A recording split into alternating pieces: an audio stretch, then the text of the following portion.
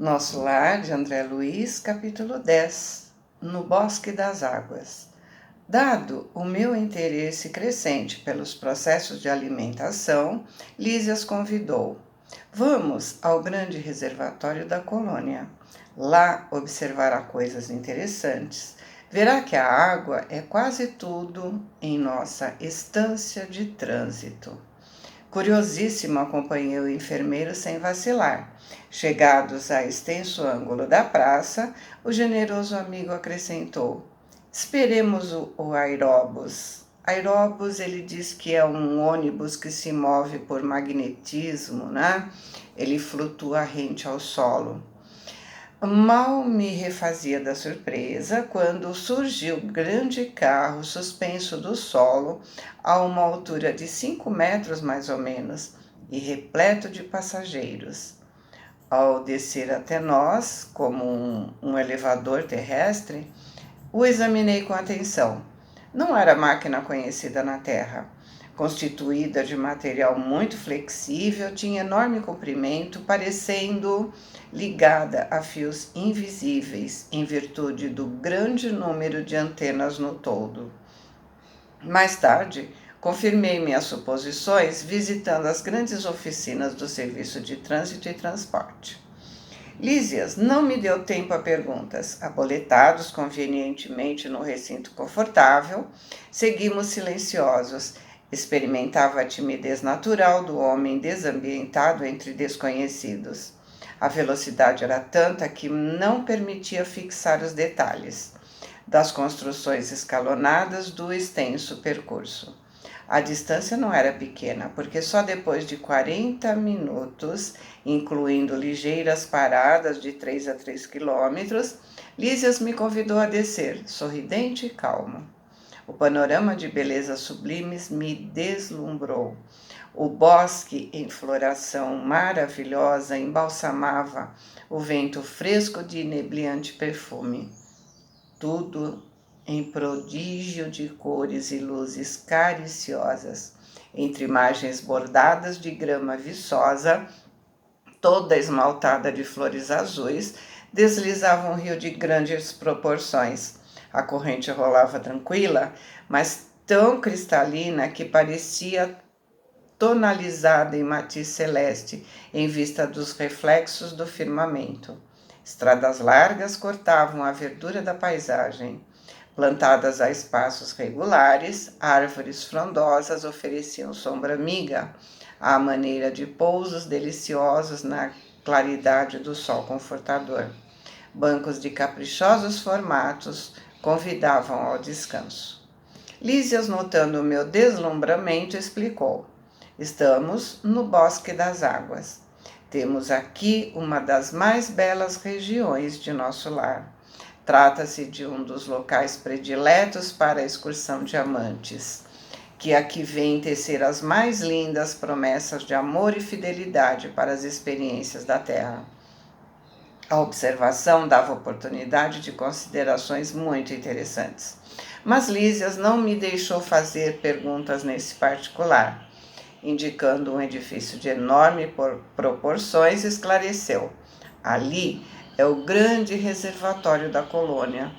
Todo o volume do Rio Azul que temos à vista é absorvido em caixas imensas de distribuição.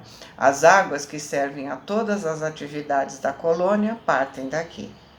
Em seguida, reúnem-se novamente abaixo dos serviços da regeneração e voltam a constituir o rio, que prossegue o curso normal rumo ao grande oceano de substâncias invisíveis para a Terra. Então, essa água passa por todo o nosso lar, energiza tudo e em seguida se recolhe abaixo do serviço de regeneração, que são os serviços que estão mais próximos do umbral, né?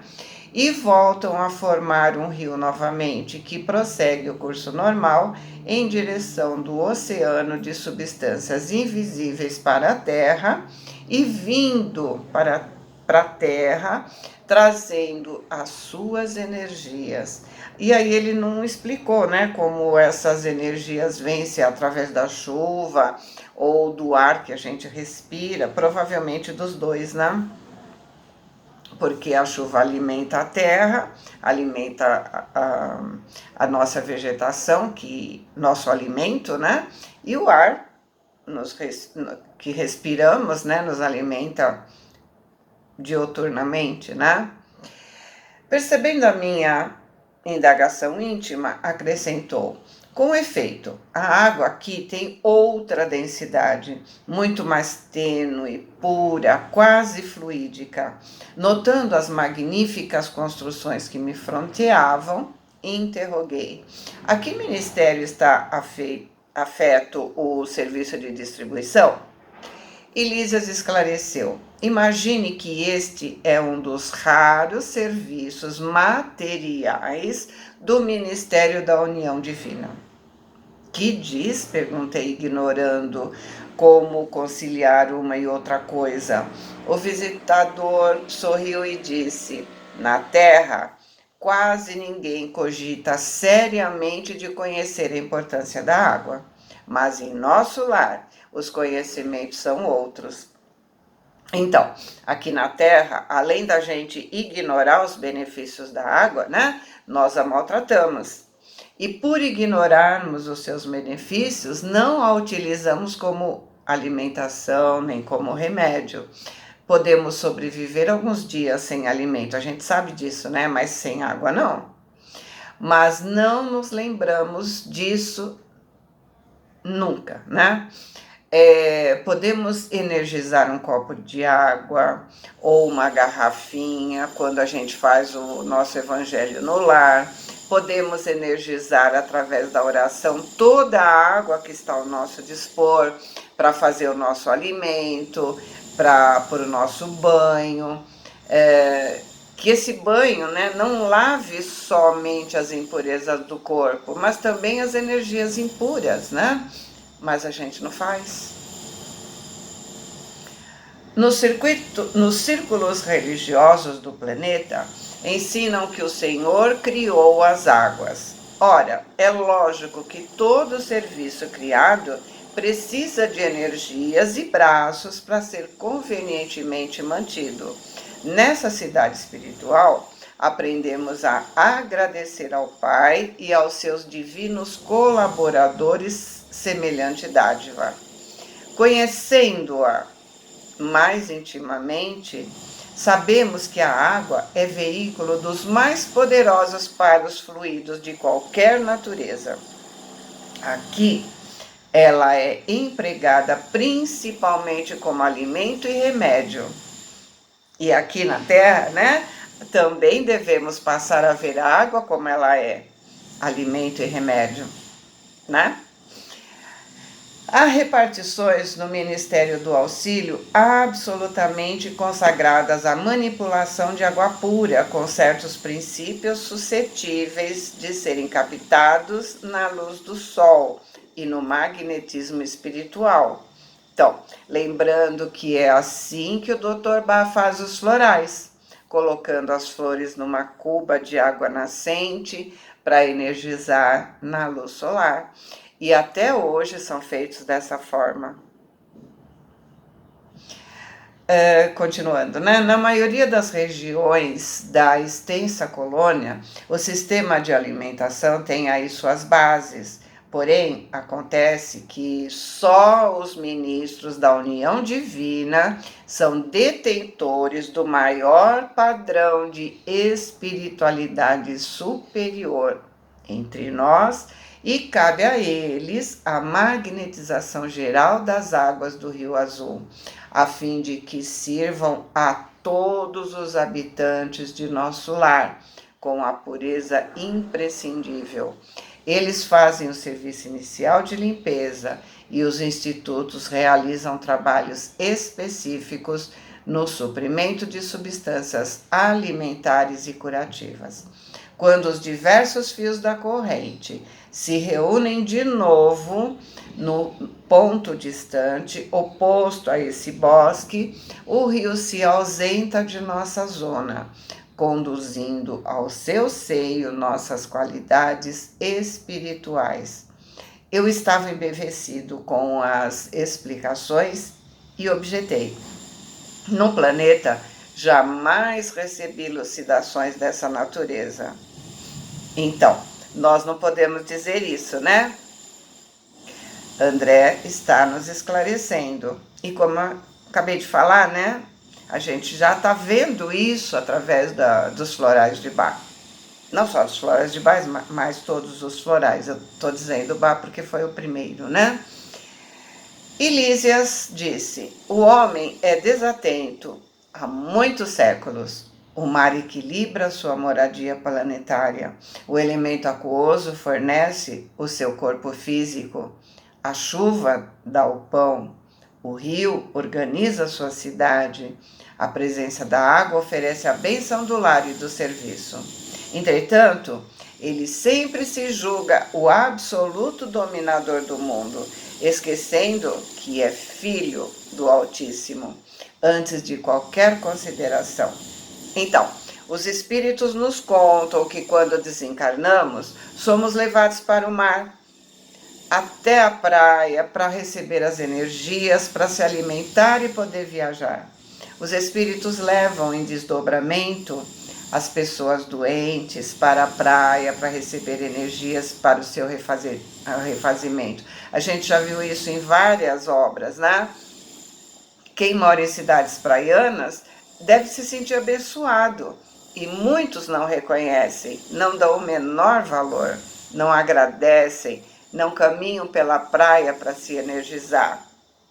Da mesma forma, quem mora próximo dos rios, né? E aí ele continuando, né? Mas virá o tempo em que copiará nossos serviços, reconhecendo a importância dessa dádiva do Senhor.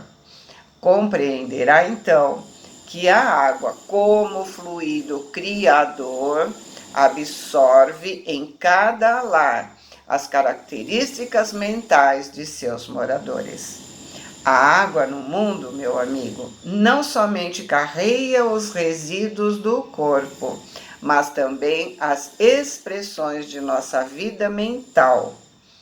Será nociva nas mãos perversas, útil nas mãos generosas, e quando em movimento sua corrente não só espalhará bênçãos de vida, mas, da mesma forma, constituirá o veículo da providência divina, absorvendo amarguras, ódios e ansiedade dos homens, lavando a sua casa material e purificando sua atmosfera íntima. Ou seja, devemos fazer uma oração fervorosa, porque a água absorve as características mentais dos moradores. Então, ela carrega fluidos benéficos nas casas, onde há oração, onde há elevação mental. Espalha bênçãos e lava amarguras, tristezas e outros sentimentos que de alguma forma chegam à mente das pessoas. E fica nociva, né? Nas mãos de pessoas perversas. Por quê? Ela capta os sentimentos e se impregna com eles. O interlocutor se calou em atitude reverente, enquanto meus olhos fixavam a corrente tranquila a despertar meus sublimes pensamentos. Já começamos a ser informados disso. André termina o capítulo aí, né? Mas, pessoal, eu pesquisei sobre fluidoterapia, né? Água fluidificada, e de um trabalho muito bonito que eu encontrei, eu destaquei o seguinte para falar para vocês. A água é um dos corpos mais simples e receptivos da Terra. É como que a base pura em que a medicação espiritual pode ser impressa através de recursos substanciais de assistência ao corpo e à alma. O processo é invisível aos olhos mortais, por isso, a confiança e a fé do paciente são partes essenciais nos efeitos do tratamento.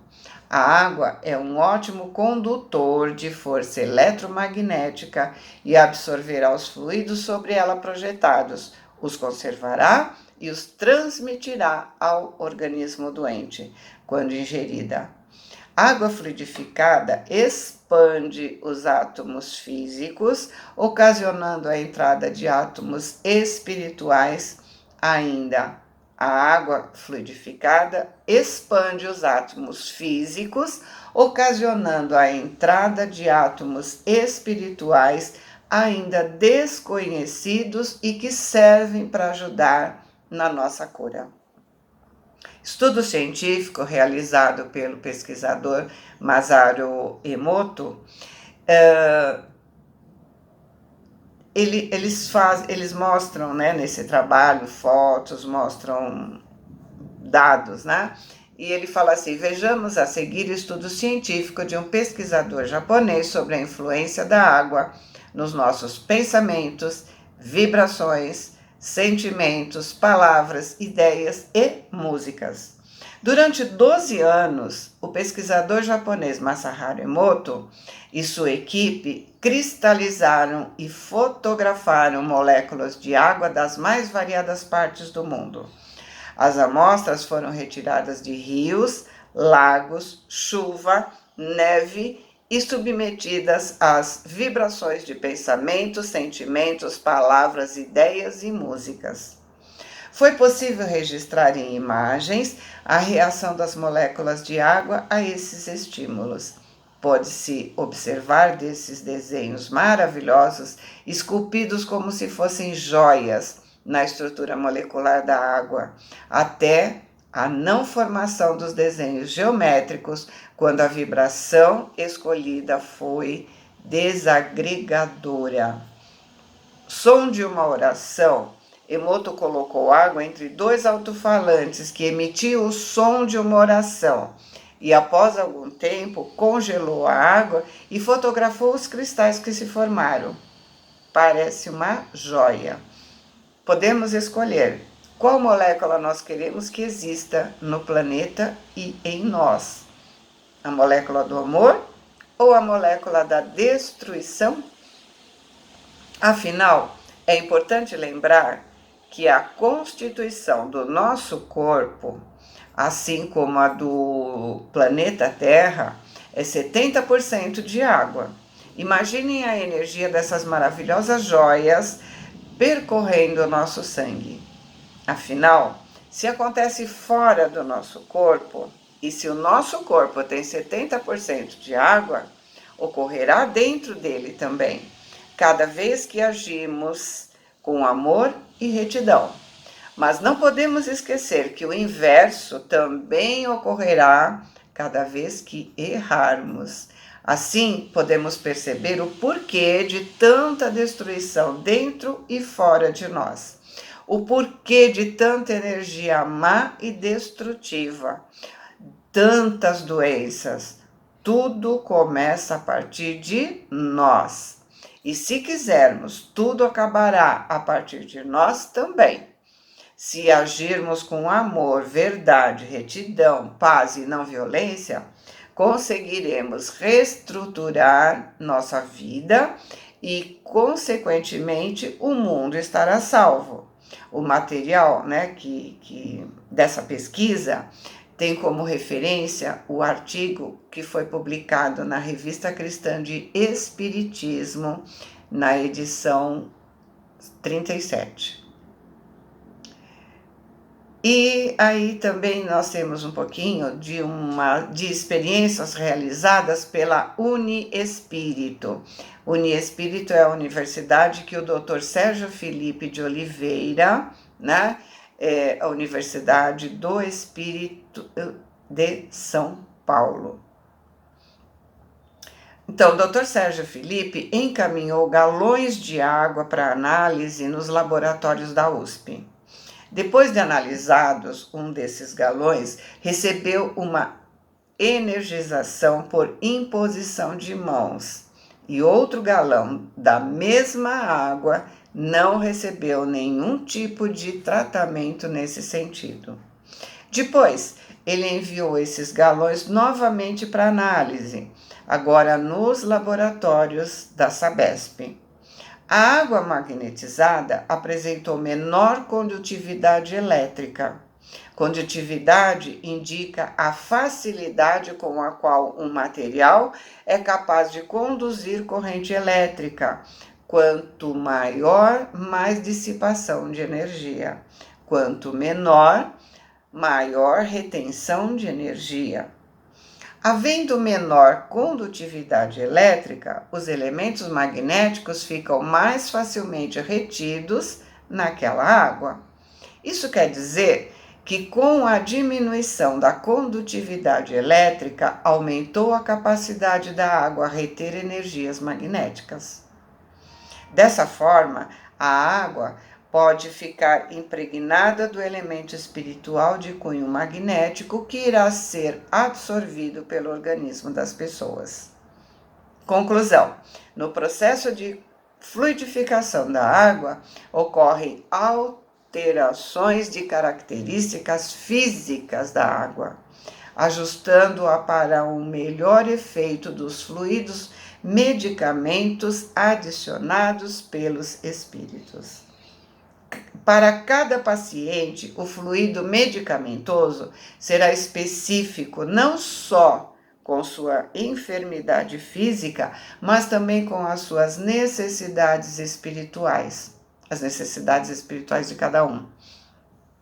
O processo é invisível aos olhos mortais, por isso, a confiança e a fé do paciente são partes essenciais nos efeitos do tratamento. A água absorverá os fluidos sobre ela projetados, os conservará e os transmitirá ao organismo doente quando ingerido. Com isso, reforçamos a ideia de que a água fluidificada é um recurso fluidoterápico potente para o tratamento e assistência ao corpo e à alma. Deveríamos estimular o seu uso de forma mais ostensiva. Se vocês quiserem saber mais, tá na bvespirita.com/fluidoterapia água fluidificada. Por agora, vamos olhar a água como uma dádiva, certo? Ter maior respeito por ela, sermos agradecidos e aproveitá-la ao máximo. Ok? Fiquem com Deus, boa semana, amo vocês.